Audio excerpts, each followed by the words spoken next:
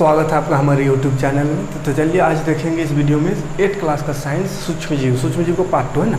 इससे पहले पार्ट 1 देखे थे। पार्ट 1 में देखे थे कि सूक्ष्म जीव होता क्या है और इसमें क्या क्या आता है, कितने प्रकार के सूक्ष्म जीव होते हैं, और इस कुछ देखे थे कुछ हमारे लिए जो उपयोगी सूक्ष्म जीव है, कैसे हमारे लिए उपयोगी है वो देखे थे। तो आज देखेंगे वैक्सीनेशन, टीकाकरण। तो ये टीकाकरण इसमें क्यों आ रहा है, क्योंकि टीकाकरण में भी सूक्ष्म जीव को ही कि हमारे शरीर के अंदर प्रवेश कराया जाता है। टीकाकरण समझ आता है, जो इंजेक्शन देते हैं, बच्चा लोग का इंजेक्शन लगता है 8 दिन में 15 दिन में, या पोलियो जो पिलाया जाता है, तो वो सब टीकाकरण है। पोलियो भी एक तरह का टीकाकरण है, टीका है। तो देखिए टीकाकरण क्या है, तो टीकाकरण द्वारा ना हमारे शरीर में मृत या निष्क्रिय सूक्ष्म जीव को प्रवेश कराया जाता है। स्वस्थ मनुष्य के शरीर में बीमारियाँ करने है ना, अच्छा मनुष्य के शरीर में उसमें मृत या निष्क्रिय सूक्ष्म जीव को प्रवेश कराया जाता है मनुष्य के शरीर में। तो वो क्यों कराया जाता है, तो देखिए जिससे शरीर उन रोगकारक सूक्ष्म जीव को नष्ट कर सकने वाले प्रतिरक्षी उत्पन्न करता है। तो प्रतिरक्षी उत्पन्न करता है, ये समझिएगा, प्रतिरक्षी वो उत्पन्न कर लेता है, प्रतिरक्षी उत्पन्न कर लेता है, और ये प्रतिरक्षी हमारे शरीर के लिए बने रहते हैं और उस रोगकारक सूक्ष्म जीव से हमारी रक्षा करते हैं। तो समझ में तो कुछ आया होगा नहीं है। चलिए समझाते हैं क्या होता है। जैसे जो ऐसा बीमारी, ऐसा रोग जो सूक्ष्म जीव से होता है, जैसे पीलिया हो या टीबी, चेचक, पोलियो, तो ये सब जो बीमारी है, यानी जो सूक्ष्म जीव से होता है, ऐसा बीमारी जो सूक्ष्म जीव से होता है, तो वो सब बीमारी से रोकथाम के लिए टीकाकरण कराया जाता है। लेकिन कब कराया जाता है, जब ये बीमार पड़ जाए तब नहीं, तब करने से कोई फ़ायदा नहीं, तब टीकाकरण कोई फ़ायदा नहीं करेगा। ये टीकाकरण कब किया जाता है, मनुष्य के स्वस्थ मनुष्य के शरीर में, तो पहले ही टीबी, हेपेटाइटिस ये होने से पहले ही उसका इंजेक्शन दे दिया जाता है, उसका टीकाकरण कर दिया जाता है, ताकि ये बीमारी होगा ही नहीं। यानी कि ये बीमारी किससे हो रहा है, या तो वायरस या जीवाणुओं से हो रहा है। तो जैसे जैसे इसका शरीर में प्रवेश करेगा, हेपेटाइटिस का जो जीवाणु सूक्ष्म जीव है वो अगर हमारे शरीर में प्रवेश करेगा, तो क्या होगा, उस जीवाणु को, उस सूक्ष्म जीव को हमारा जो प्रतिरक्षी उत्पन्न होता है, यानी प्रतिरक्षी हमारा बॉडी जो है वो उसको मार देगा। टीबी का अगर वायरस अंदर आया तो टीबी का वायरस को मार देगा। यानी ये सब बीमारी होने ही नहीं देगा अगर टीकाकरण किया हुआ रहेगा। तो कैसे में होने देना है, बारीकी से समझते हैं, थोड़ा डेंजर है। देखिए समझिए, बढ़िया से समझाने की कोशिश कर रहे हैं। जैसे देखिए ये सब बीमारी किससे होता है, तो जैसे विषाणु, वायरस जिसको बोलते हैं, या जीवाणु है ना, जिसको बैक्टीरिया कहते हैं। तो यही दो ही को लेकर के अभी समझते हैं, ठीक है। तो विषाणु या जीवाणु ये जब हमारे शरीर में प्रवेश कर जाते हैं, जो कि क्या रोग कारक जीवाणु है ना, रोग कारक जीवाणु। रोग कारक जीवाणु किसको बोलते हैं, या रोगाणु बताए थे। तो रोग कारक यानी जिससे बीमारी उत्पन्न हो। तो ऐसा जीवाणु जो बीमारी उत्पन्न करता है, वो अगर हमारे शरीर में प्रवेश कर जाए तो हमको बीमार कर देगा, है ना। तो क्या किया जाता है, शुरू में ही जब हम बीमारियां नहीं है, स्वास्थ्य है, बच्चा है, उसी समय हमारे अंदर में यही जीवाणु जो बीमारी उत्पन्न कर रहा है ना, वही जीवाणु को डाल दिया जाता है। अब उससे होता क्या है कि हमारा शरीर उससे लड़ता है, तो पूरा एक्टिव को नहीं डाला जाता है, मृत मरा हुआ या फिर कमज़ोर वाला को, है ना, कमज़ोर जीवाणु को डाल दिया जाता है। तो उससे क्या होता है कि हमारा शरीर का जो सिस्टम है वो उससे लड़ता है, उससे फाइट करता है ना। और उससे फाइट करते करते जैसे 8 दिन में 15 दिन में बार बार टीका लग रहा है, यानी बार बार जीवाणु को डाला जा रहा है, और बार बार हमारा शरीर उस जीवाणु को नष्ट कर रहा है। तो ऐसा करते करते क्या होता है, शरीर के अंदर एक तंत्र विकसित हो जाता है। उस तंत्र को बोलते हैं प्रतिरक्षी तंत्र, है ना, या इम्यून सिस्टम जिसको बोलते हैं। क्या बोलते हैं, इम्यून सिस्टम। एक इम्यून सिस्टम विकसित कर लेता है, यानी प्रतिरक्षी जिसको हिंदी में बोल सकते हैं, प्रतिरक्षी तंत्र विकसित कर लेता है हमारा शरीर। यानी कि वो पहचान जाता है और वो हमेशा के लिए रहता है। ये जो प्रतिरक्षी रहता है वो हमारे शरीर में हमेशा के लिए बना रहता है। तो क्या होगा, कभी अगर बाद में वही जीवाणु हमारे शरीर के अंदर प्रवेश किया तो क्या करेगा, फटाक से उसको वो मार देगा। ये प्रतिरक्षी जो इम्यून सिस्टम, जो प्रतिरक्षी जो बन रहा है, तंत्र बन रहा है हमारे शरीर के अंदर, वो उसको एकदम मार देगा। जैसे जीवाणु प्रवेश किया, खोज के उसको मार देगा, है ना। कहा कि ये शुरू में से ऐसा जीवाणु से लड़ चुका है। वो कहते हैं ना, जैसे कि किसी से लड़ाई करना हो, या ऐसे समझिए जैसे आर्मी वाला है, तो उन लोग को एकदम ट्रेनिंग दिया जाता है, बहुत खतरनाक ट्रेनिंग दिया जाता है। पहाड़ों में चढ़ने का, बर्फीली पहाड़ से अगर दुश्मन वार करे तो उसको कैसे झेलना है ना। और तरह तरह का एकदम कठिन प्रैक्टिस करा दिया जाता है शुरू में ही, ताकि दुश्मन किधरों से आए उस पर हमला कर देना, या उधर से हमला करे तो बचना कैसे है, वैसा हमला करे तो कैसे बचना है। इस तरह का सारा उसको ट्रेनिंग करा दिया जाता है। उससे टकराने के लायक वो हो जाता है ना, दुश्मन को से बचने के लायक हो जाता है और दुश्मन को मारने के लायक भी हो जाता है। तो वही काम यहाँ भी मतलब किया जाता है। शरीर में क्या करता है, पहले जीवाणु को डाल दिया जाता है टीकाकरण द्वारा, है ना। जो बीमार पैदा करता है वही बीमारी को पहले ही डाल दिया जाता है उस जीवाणु को। अब क्या करेगा, शरीर उसको मारेगा, है ना। तो शुरू कमज़ोर वाला जीवाणु डाला जाता है तो उससे कोई नुकसान नहीं होगा, बस शरीर जो उसको मारना सीख जाएगा, उससे लड़ना सीख जाएगा।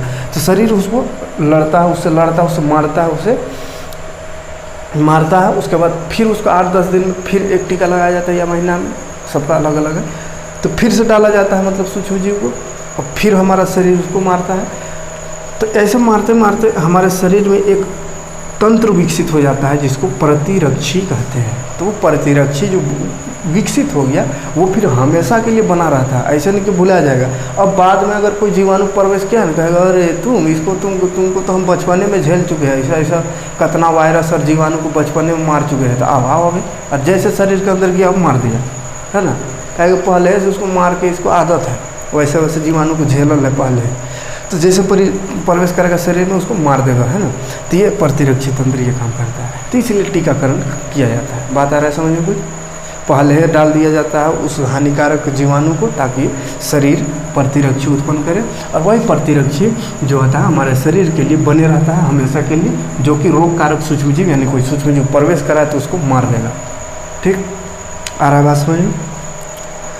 जैसे अभी वायरस कोरोना चला हुआ है, कोरोना वायरस, इसका भी अभी बात चल रहा है। इसका कोई वैक्सीन तो है नहीं क्योंकि ये नया वायरस है, जिसका भी वैक्सीन तैयार किया जा रहा है। कोरोना का भी वैक्सीन जो बन रहा है उसमें क्या करेगा, कोरोना को ही डाला जाएगा, है ना। मृत कोरोना या निष्क्रिय कोरोना का सर यानी कमज़ोर कोरोना, उसको कमज़ोर करके शरीर में डाल दिया जाएगा और उसको फिर लड़ने की मतलब प्रतिरक्षी शरीर बनाएगा, उसको मारेगा। अब ऐसे आदत हो जाएगा, 8 दिन में, 15 दिन में, 20 दिन में ऐसे टीकाकरण के द्वारा शरीर में प्रवेश कराया जाएगा। अब क्या हो जाएगा, शरीर कहेगा आओ कोरोना देखते हैं, बहुत कोरोना को मार चुके हैं तो तुमको मारने में कहा, जैसे कोरोना ओरिजिनल वाला है उसको भी धड़ाम से मार देगा, है ना। तो ये काम करता है टीकाकरण। बात आ रहा है समझ में? क्लियर है? कोई दिक्कत नहीं? आगे बढ़ते हैं। तो आगे देखिए, सूक्ष्मजीव हमारे शत्रु। तो ये इससे पहले तक हो गया सूक्ष्मजीव हमारे लिए उपयोगी कैसे है, वैक्सीन बनाने में उपयोगी था, इसलिए वैक्सीन को भी उपयोगी में पड़े। अब देखेंगे हमारे शत्रु कैसे यानी दुश्मन कैसे है या हानिकारक कैसे है हमारे लिए। तो सूक्ष्मजीव बहुत सारा ऐसा सूक्ष्म जीव है जो हमारे लिए हानिकारक भी है। कैसे हानिकारक है, तो देखिए सूक्ष्म जीव के कारण ही देखते हैं हमारे उपयोग में आने वाले वस्तु, जैसे भोजन खाते हैं। भोजन को अगर 1 दिन से 2 दिन 3 दिन ऐसा छोड़ दिया जाए, जिसको बासी भोजन कहते हैं, तो खराब हो जाता है, महक उसमें आ जाता है या उसमें फफूंद आ जाता है। तो क्या है, वो सूक्ष्म जीव है, सूक्ष्म जीव के कारण ही ऐसा होता है। ठीक है, उसी तरह कपड़ा में भी होता है। कपड़ा को अगर देखिए थोड़ा भीगा हुआ कपड़ा को अगर रख दीजिएगा मोड़ मार के, तो ज़्यादा अगर पूरा सूखा हुआ ना हो तो उसमें भी फफूंद आ जाता है। या चमड़ा का कोई चीज़ जूता होता है उसमें भी फफूंद आ जाता है अगर उसमें थोड़ा भीगा हुआ रहता है। तो क्या होता है, यानी कि वो कपड़ा को भी ख़राब कर देता है, जूता चप्पल को भी ख़राब कर देता है, चमड़े के जितना वस्तु है वो सबको भी ख़राब कर देता है, भोजन को भी ख़राब कर देता है। ठीक, तो ये सबको ख़राब कर दे रहा है, तो हमारे लिए हानिकारक है वो यहाँ पर, है ना। तो यहाँ पे हानिकारक है। तो ये सब खराब हो रहा है, ये सब चलिए ये सब चलेगा, लेकिन ये बीमारी भी पैदा करता है, बीमारी भी उत्पन्न कर देता है ना। बीमारी उत्पन्न करता है तभी तो अभी वैक्सीनेशन जो पढ़े टीकाकरण, तो टीकाकरण क्यों करना जरूरी है, तो वही जो सूक्ष्मजीव से बीमारी होता है उसी बीमारी से बचने के लिए। तो सूक्ष्मजीव क्या करता है, मनुष्य और अन्य जीवों में या पेड़ पौधों में भी रोग भी उत्पन्न कर लेता है, बीमारी भी पैदा करता है। ठीक है, और ऐसा सूक्ष्मजीव जो बीमारी पैदा करता है उसको रोगाणु कहते हैं। इससे पहले का भी वीडियो में बताए थे, जो रोग उत्पन्न करता है उसको क्या कहते हैं, रोगाणु। ठीक है, तो अगर पूछा जाए कि सूक्ष्मजीव हमारे लिए हमारे लिए हानिकारक कैसे या हमारे शत्रु कैसे हैं, तो ये डिफिनेशन इसको लिख सकते हैं आप, है ना, कि हमारे भोजन, हमारे उपयोग में आने वाले वस्तु जैसे भोजन, कपड़ा, चमड़े के सामान, ये सबको खराब कर देता है, ठीक है। और इसके साथ साथ मनुष्य और अन्य जीवों में ये रोग भी उत्पन्न कर देता है, बीमारी भी पैदा करती है, इसलिए ये हमारे लिए हानिकारक है यहाँ पे, है ना। तो क्लियर है ये हानिकारक कैसे। अब देखिए कुछ बीमारी देखते हैं, सूक्ष्म जीव से ही होता है। तो कुछ बीमारी को संचरणीय रोग देखते हैं, संचरणीय रोग कहते हैं। ये संचरणीय रोग किसको कहते हैं, देखिए संचरणीय रोग, कम्युनिकेबल डिजीज। तो देखिए ऐसा बीमारी, ऐसा रोग, ऐसा डिजीज जो क्या होता है, एक मनुष्य से यानी संक्रमित मनुष्य से स्वास्थ्य मनुष्य तक फैल जाता है ना। जैसे एक आदमी को हुआ तो वो दूसरा को भी हो सकता है। तो ऐसी बीमारी जो फैलता है one person to another person, that is called communicable disease. Okay, तो क्या होगा इसमें, ऐसा बीमारी या ऐसा रोग जो सूक्ष्म जीव से होता है ना, तो सूक्ष्म जीव द्वारा होने वाला ऐसा बीमारी जो एक संक्रमित व्यक्ति से दूसरे स्वास्थ्य व्यक्ति तक फैल जाते हैं। और वो फैलते कैसे हैं, तो सबसे पहले तो हवा से भी फैल सकते हैं। जैसे कोई सामने अगर है उस तरह का बीमार, जैसे सर्दी जुकाम साधारण सा है, ये भी फैलने वाला बीमारी है, सर्दी जुकाम से समझते। जैसे किसी को सर्दी जुकाम है तो सर्दी का छींक बहुत ज़्यादा आता है ना, तो छींक जब आता है तो मुंह से छींकते हैं, मुंह से नाक से जीवाणु बैक्टीरिया निकलता है। तो जो बैक्टीरिया निकल रहा है, अगर अगल बगल कोई है तो बैक्टीरिया उसके शरीर के अंदर प्रवेश कर जाएगा सांस द्वारा, तो क्या होगा, उसको भी वो बीमारी सर्दी जुकाम हो जाएगा, ठीक है। तो इस तरह से हवा द्वारा फैलता है, ठीक है, हवा द्वारा। दूसरा पानी द्वारा भी फैलता है, या भोजन द्वारा, या शारीरिक संपर्क से, ठीक है। तो कम्युनिकेबल डिजीज क्या है, तो ऐसा बीमारी, ऐसा रोग जो एक संक्रमित व्यक्ति से यानी बीमारिया व्यक्ति से अच्छे व्यक्ति, स्वस्थ व्यक्ति तक फैलता है। और कैसे फैलता है, तो ये रोग जल, वायु, भोजन या शारीरिक संपर्क द्वारा फैलता है, कोई दिक्कत नहीं है।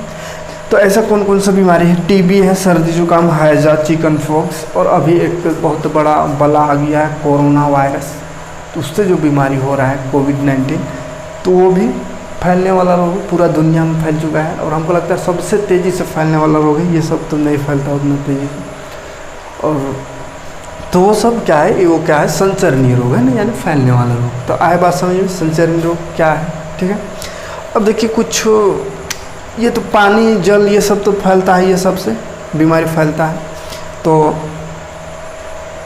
ध्यान में रखना है, अगर वो ऐसा कोई है उस बीमारी से संक्रमित, तो उससे थोड़ा दूरी बना के ही रहना चाहिए, है ना। भी छींक रहे हो या खांस रहे हो तो रुमाल मुंह में ढक लेना चाहिए, नाक में, ताकि कोई आसपास अगर है तो वो संक्रमित ना हो, ठीक है। तो ये सब बातें हैं यहाँ पे। अब देखिए ये सब से तो फैलती है बीमारी, ये तो ठीक है, लेकिन कुछ जीव भी होते हैं, कुछ ऐसा जीव भी होता है जो कि बीमारी को फैलाता है, यानी बीमारी वाला जो वायरस है, जीवाणु, उसको मनुष्य शरीर में पहुंचाता है। तो वैसे जीव को, वैसे कीट जिसको बोलते हैं, जीव नहीं कह सकते, कीट कह सकते हैं, मच्छर, मक्खी, ये सब कीट ना है ना। तो ऐसा कीट जो रोगकारक मतलब क्या होता है, जो रोग उत्पन्न करता है, या रोगाणु भी कहते हैं उसी में, है ना। तो जो रोगाणु को मनुष्य के शरीर में प्रवेश कराता है तो उसको बोलते हैं रोगवाहक, ठीक है। जो रोग कारक फैलाते हैं यानी बीमारी फैलाते हैं उसको क्या बोलते हैं, रोगवाहक। वाहक मतलब क्या होता है, एक स्थान से दूसरे स्थान कोई चीज़ को ले जाना, वाहक, है ना। तो ये वाहक, रोगवाहक माने रोग को ले जाने वाला। तो बीमारी को जो एक स्थान से दूसरे स्थान तक ले जाता है वो क्या है, रोगवाहक। तो ऐसा कौन है भाई, तो ऐसा मच्छर है। मच्छर का काटने से क्या होता है, मलेरिया होता है, पता है ना। तो मलेरिया, तो मच्छर के अंदर वो प्रोटोजोआ होता है, प्रोटोजोआ छोड़ जाता है शरीर में, वो जो प्रोटोजोआ होता है वही फिर मलेरिया का रूप ले लेता है। तो मलेरिया होता है, तो वो कीट द्वारा हो रहा है, तो कीट हमको बीमार कर रहा है, तो वो क्या है, कीट, मच्छर क्या है, तो रोगवाहक है। इस तरह मक्खी सब भी होता है, जैसे मक्खी गंदगी सब है कहीं पे तो वहाँ बैठता है, फिर वो गंदगी से उड़ के आकर के भोजन ले खाने वाला चीज़ में बैठ जाता है, तो वहाँ से फिर उसको अगर हम खा जाते हैं तो वो बीमारी शरीर के अंदर प्रवेश करेगा, हानिकारक सूक्ष्म जीव, तो वो हमको बीमार कर सकता है। तो इस तरह से कुछ कुछ कीट है जो बीमारी को फैलाता है, तो उसको क्या बोलते हैं, रोग वाहक। आया बात समझ में, क्लियर है? तो चलिए देखते हैं थोड़ा सा यहाँ पे रोग वाहक में ये हो गया क्लियर, स्क्रीनशॉट ले लीजिए। तो रोग वाहक में क्या, मच्छर मक्खी आता है। तो मक्खी तो वही जो गंदगी सब में बैठ करके भोजन वोजन में खाने के पदार्थ में बैठ जाता है, जैसे कि हानिकारक सूक्ष्म जीव शरीर में प्रवेश करता है। तो डायरेक्ट शरीर में नहीं पहुंचता था, वो इनडायरेक्टली है ना। लेकिन मच्छर जो है ना डायरेक्ट एकदम वार करता है ना। तो ये क्या, कौन कौन सा मच्छर ऐसा है, तो मादा एनोफिलिस मच्छर जिससे मलेरिया होता है ना। मादा एनोफिलिस मच्छर से काटने से मलेरिया होता है। तो एक नंबर क्वेश्चन पूछता है, याद रखिएगा, मादा एनोफिलिस मच्छर के काटने से मलेरिया होता है, यानी मलेरिया का वाहक कौन है, तो मादा एनोफिलिस मच्छर, ठीक है। और एक है मादा एडिस मच्छर, वो डेंगू का वाहक है। डेंगू का वाहक कौन है, तो मादा एडिस मच्छर। दोनों में देखिएगा कुछ कॉमन है, क्या कॉमन है, ये है ना, माने मादा ही मलेरिया और डेंगू करवाता है, नर ना है ना, समझ आ रहे हैं ना। तो मादा मच्छर, मादा एनोफिलिस मच्छर भी और मादा एडिस मच्छर, है ना। तो दोनों मादा मच्छर है, एक मलेरिया एक डेंगू का, है ना। नर मच्छर में उतना ताकत नहीं होता, वो बीमार नहीं करता है ना, वो काटता ही नहीं। तो लड़का लोग नहीं काटता, लड़की काटती है ना, मादा, पता रहे समझ। हाँ अच्छा, तो देखिए मच्छर खतरनाक हो सकते हैं। तो मच्छर से मक्खी से बचने के लिए क्या है, खासकर मच्छर से बचने का उपाय है, तो मच्छर ज़्यादातर पनपते कहाँ पे है, जहाँ पानी उनी में ना, गंदा पानी सब में। तो आसपास कचरा, कूड़ा कचरा, ऐसा गंदा पानी अगर कहीं पे जमावट हो तो उसे ख़त्म करे, वो जमावट ना रहने दे, उसको ढक दे या फिर बहा दे।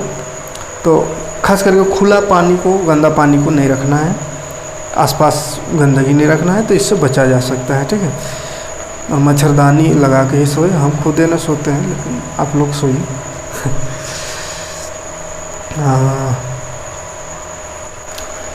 तो चलिए थोड़ा सा देख लेते हैं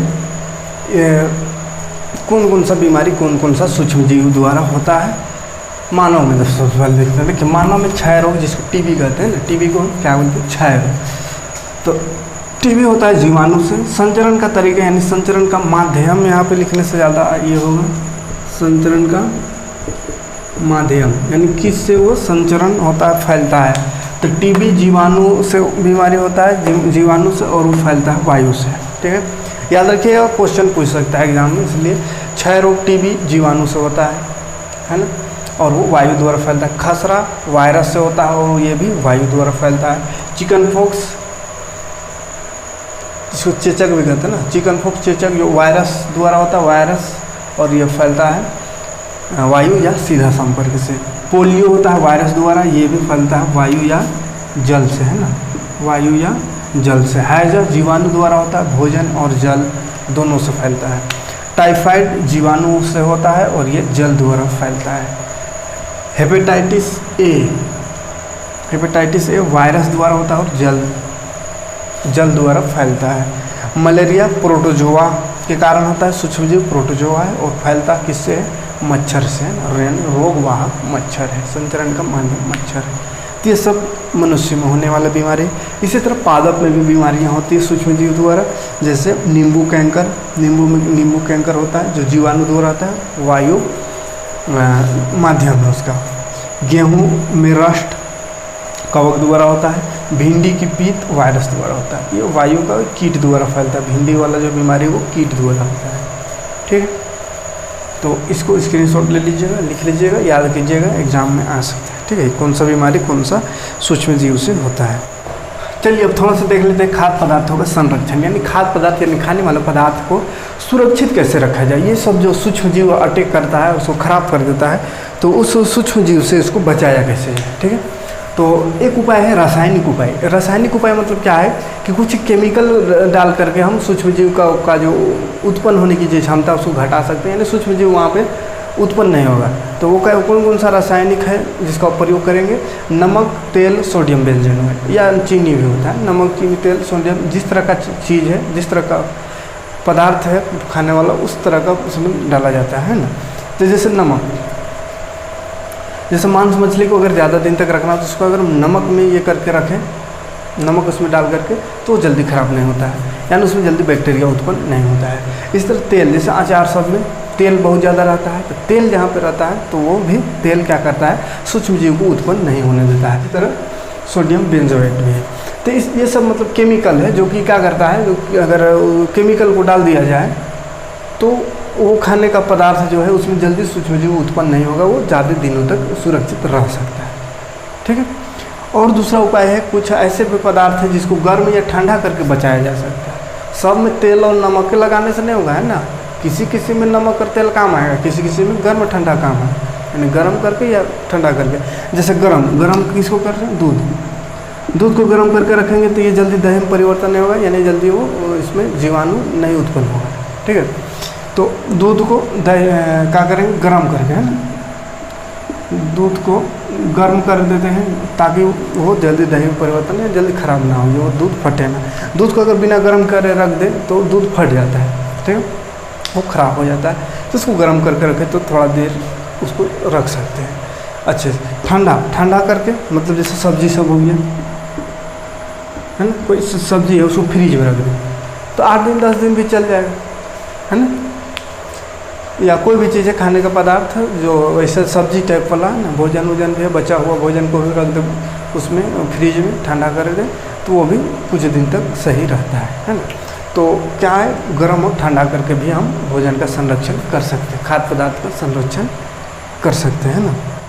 अच्छा, खाद्य पदार्थ नहीं, खाद लिख दिए, खाद्य पदार्थ आने वाला, वो खाद वाला मतलब खाद था, है ना, खाद मतलब उर्वरक था, ये खाद है ना, खाद्य पदार्थ। तो ये सब 2 उपाय। और एक है वायुरोधी बर्तन में रखा, वायुरोधी बर्तन या कंटेनर जो भी है उसमें वायुरोधी बर्तन में रख करके हम उसको बचा सकते हैं। तो वायुरोधी मतलब जिसमें वायु ना जाए, वायु उसमें अंदर प्रवेश ना कर सके, ऐसे बर्तन में रख करके हम उस जो भी खाने की चीज़ है उसको हम बचा सकते हैं। क्योंकि वायु जब जाता है ना तो वायु से ही रिएक्शन करके उसमें वो खराब होता है या सूक्ष्म जीव उत्पन्न होता है। तो वायु नहीं जाएगा तो वो खराब नहीं होगा जल्दी, है ना। तो इसलिए खाने का पदार्थ सब आता है, तो जो बयाम सब रहता है, कंटेनर रहता है, वो पूरा सील पैक रहता है ना, ताकि वायु अंदर ना जाए। तो वो वायु अंदर ना जाए तो ट्रांसपोर्ट इधर से उधर जो ज़्यादा दिनों तक यहाँ से वहाँ करने में जो समय लगता है तो उसमें वो ख़राब ना हो, तो इसलिए उसको सील पैक किया जाता है। या नाइट्रोजन गैस का उपयोग करके, है ना, नाइट्रोजन गैस का भी उपयोग करके खाद्य पदार्थ का संरक्षण किया जा सकता है। जैसे चिप्स उप्स का जो पैकेट आता है तो उसमें क्या नाइट्रोजन गैस भरा हुआ है, तो वहाँ को ऑक्सीजन निकाल करके नाइट्रोजन भरा जाता है। तो नाइट्रोजन भी क्या करता है, उसको ख़राब होने नहीं देता। अगर उसमें ऑक्सीजन चला जाएगा तो वो जल्दी ख़राब हो जाएगा। तो नाइट्रोजन गैस भर करके और ये रासायनिक उपाय द्वारा गर्म ठंडा करके वायुरोधी बर्तन में रख करके, ये सब उपाय हैं जिससे हम खाद्य पदार्थ को सुरक्षित रख सकते हैं। ठीक, तो चलिए आज की वीडियो में इतना ही देखेंगे, थोड़ा ज़्यादा लंबा हो जा रहा है। पार्ट 2 में कंप्लीट नहीं हुआ, लगभग कंप्लीट है ना, कंप्लीट है, खाली एक चीज़ छूट रहा है, नाइट्रोजन चक्र, है ना, नाइट्रोजन चक्र और नाइट्रोजन स्थिरीकरण, नाइट्रोजन स्थिरीकरण और नाइट्रोजन चक्र, ये अलग ही थोड़ा सा है। उसमें भी सूक्ष्मजीव का ही प्रयोग होता है, उसमें भी सूक्ष्मजीव का ही हाथ होता है, इसलिए इस चैप्टर में उसको पढ़ना है। लेकिन ये थोड़ा सा हटके है तो उसको एक सेपरेट वीडियो में समझाएंगे अच्छे से, तो समझ में आ जाएगा, है ना। इसमें अगर मिक्स कर देते हैं तो फिर ठीक नहीं होगा, तो उसको अलग से देखेंगे अगले वीडियो में, नेक्स्ट वीडियो में, ठीक है। और उसी वीडियो में देखेंगे, अगर कुछ क्वेश्चन यहाँ का देखेंगे, अगर कुछ क्वेश्चन छूट गया हो जो बताएं अभी तक, उसमें अगर उससे कोई हट के क्वेश्चन है इसका अभ्यास में, तो क्वेश्चन को सोल्व करेंगे। लेकिन हमको नहीं लगता है कि कोई हट के क्वेश्चन होगा, तो सब देखेंगे अगले वीडियो में, ठीक है। अगर कुछ होगा क्वेश्चन वैसे तो उसको कर देंगे। थैंक्स।